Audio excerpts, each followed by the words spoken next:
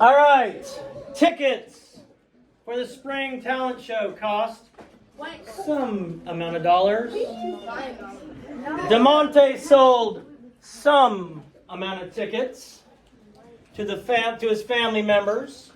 How much money did he collect? So the first thing we're going to do is figure out what we're trying to answer, because so many of you answer whatever you feel like. We're going to figure out what we are trying to answer. So Allie, what is it we're looking for as an answer to this question?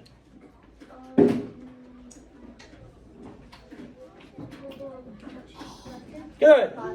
We're looking for the money collected.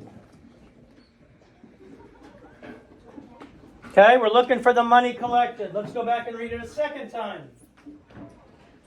And again, I'm going to reiterate it. I don't give you long assignments. So the ones I give you, you should take your time and go through a process that's going to help you.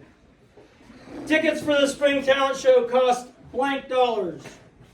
DeMonte sold blank tickets to the two family members. How much money did he collect?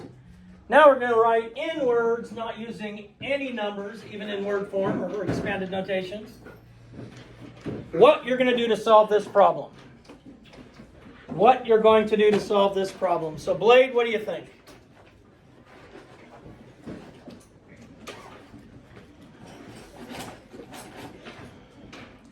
Got an idea or you want to pass? Pass. All right, pass.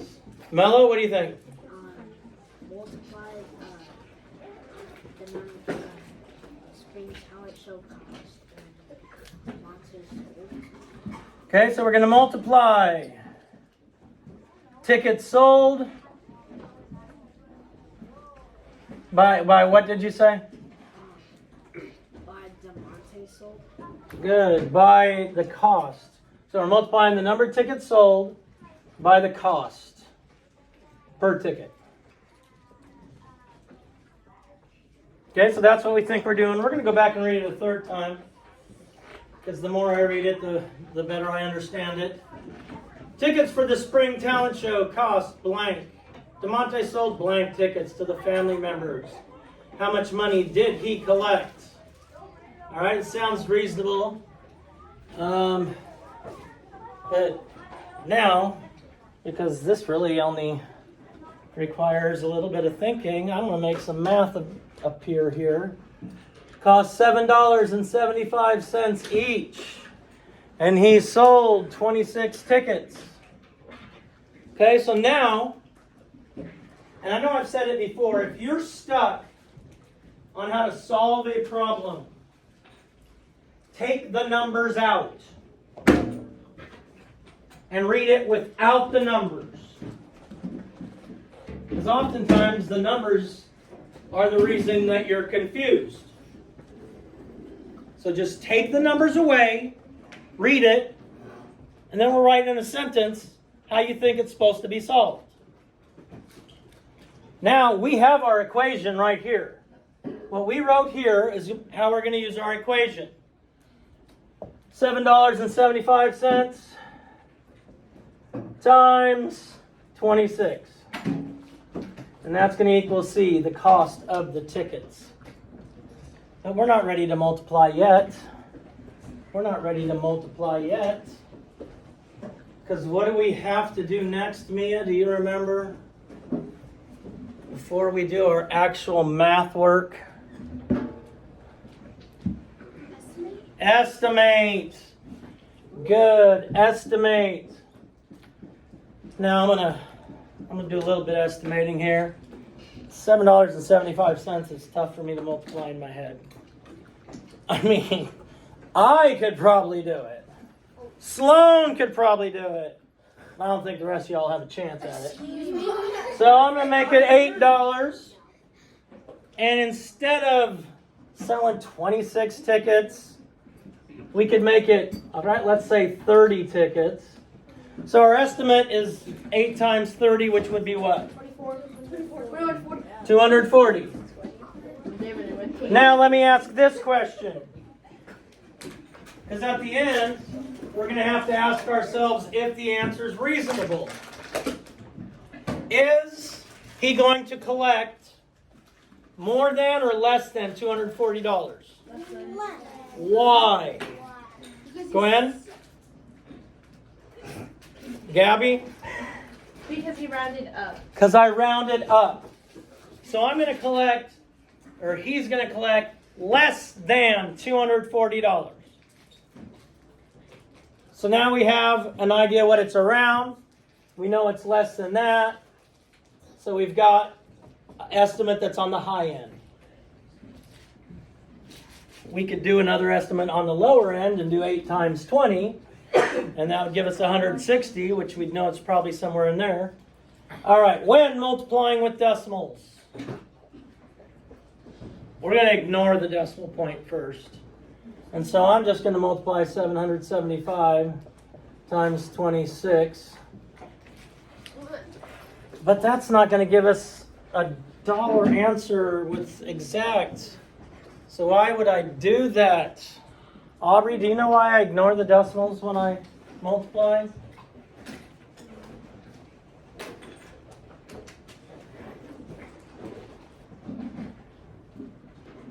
Excellent. If they both have decimal points in them, then what I see y'all do is try and line them up. And we don't line up when we multiply. We don't line up when we add and subtract. So if we just forget about them and we'll put them in our product. So let's see, who do I want to help me? Blade. 6 times 5 is what, Blade? 30. 30. So I have 31s, or 3 10s and 0 1s. Blade, 6 times 7 is?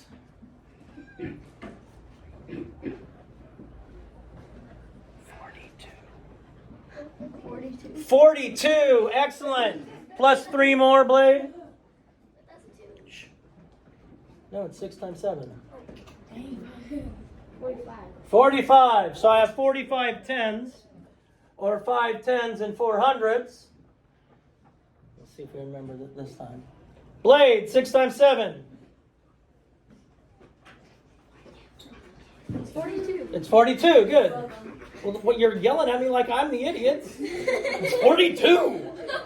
Plus, so we have 42 and we add 4 more hundreds, so we get what? 46. Good. Now we're moving into the tens place.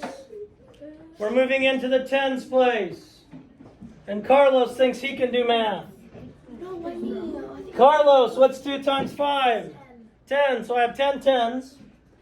Or it gives me 100. 2 times 7 is what, Carlos? 14. Plus 1 more? 15. Thank you. 2 times 7 is what, Carlos? Plus 1 more? 15. All right. We add together. So that's 11, 9, 10. 20,150. Yes, he's going to collect $20,150. Is that close to our estimate? No. So, okay, listen. My estimate was $240, right? This problem has decimals in it. So we're gonna use my estimate, and then we're also gonna use the other way. So if I put my decimal point here, my whole number is $2. Is that going to be close enough? No. If I put it here, it's going to be $20. Is that close enough? No. If I put it here, it's $201. Yes, we said our estimate was going to be less than $240. Also, we can verify that because there are 2 numbers behind the decimal point in the problem. 2 here, none here. So there have to be 2 behind it in the answer. Now, if you are putting this answer on an assignment and you don't put the $sign, I'm going to mark it wrong. We're talking about money.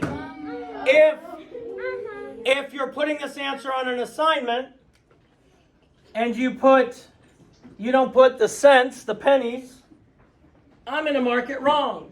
Because you've never gone to the store and they say, oh, that costs $201 5 cents. No, you haven't. No. You haven't. You're telling the story. Yeah. So we make sure when we're talking about money, the decimal point goes in the front, and we always go 2 digits behind the decimal point. The tenths and the hundredths. Much fun.